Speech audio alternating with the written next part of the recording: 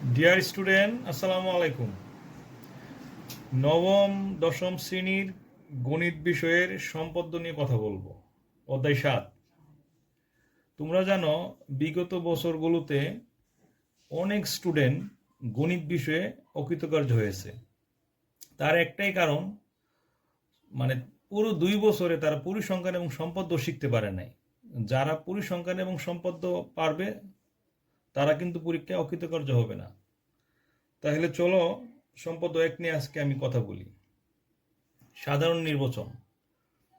ত্রিভুজের ভূমি সংলগ্ন একটি কোণ ও অপর দুই বাহুর সমষ্টি দেওয়া আছে, ত্রিভুজটি আঁকতে হবে। তো প্রথমতই আমরা যে কোনো ত্রিভুজের ভূমি এ নেই। ত্রিভুজের ভূমি এ, ভূমি সংলগ্ন একটি কোণ এবং অপর দুই বাহুর সমষ্টি দেওয়া আছে। তো অপর দুই বাহুর সমষ্টি আমরা এস নির্ণয় করলাম এবং একটি কোণ এক্স আমরা বিবেচনা করলাম। তো দেখো,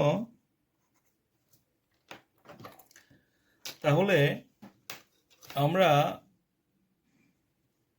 সম্পদ্য 1 নিয়ে কথা বলি।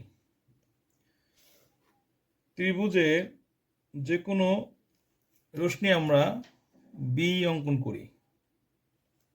যে কোনো রশ্মি বি নেই, যে কোনো রশ্মি বি নেই। তাহলে যে কোনো রশ্মি বি নেই, বি হতে ভূমি এর সমান করে বিসি অংশ কেটে নেই। বিসি রেখার বি বিন্দুতে এক্স কোণের সমান করে সি বি এফ কোণ অঙ্কন করি। তাহলে আমরা এক্স কোণের মাপটা নিয়ে নিই, এখানে মাপটা নিয়ে নিলাম। তা দেখো,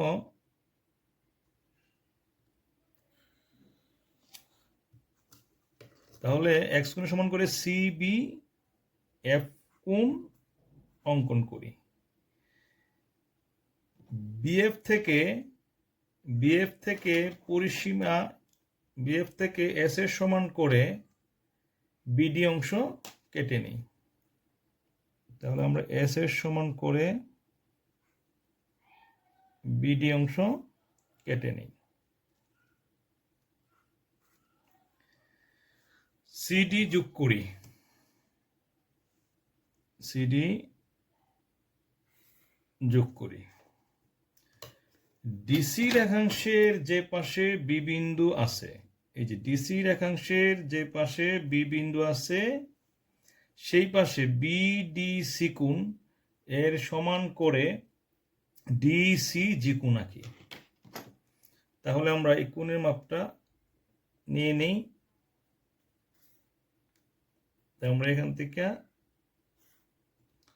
এই কোণের মাপটা নিয়ে নিই।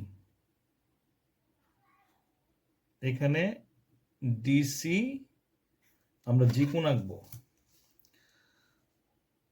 এখন দেখো, আমরা যদি এটাকে যোগ করে দিই তাহলে আমাদের কিন্তু বিডিসি কোণের সমান করে ডিসি কোণ আঁকি, যা সিজি রশ্মি বিডি রশ্মিকে এ বিন্দুতে ছেদ করেছে।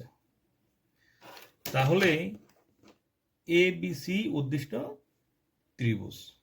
আশা করি তোমরা এই সম্পদটা বুঝতে পারছো। সবাই ভালো থাকো, সুস্থ থাকো। আমার পরিশ্রম যদি তোমাদের একটু কাজে লাগে তাহলে নিজেকে সার্থক বলে মনে করব। সবাই ভালো থাকো। আসসালামু আলাইকুম।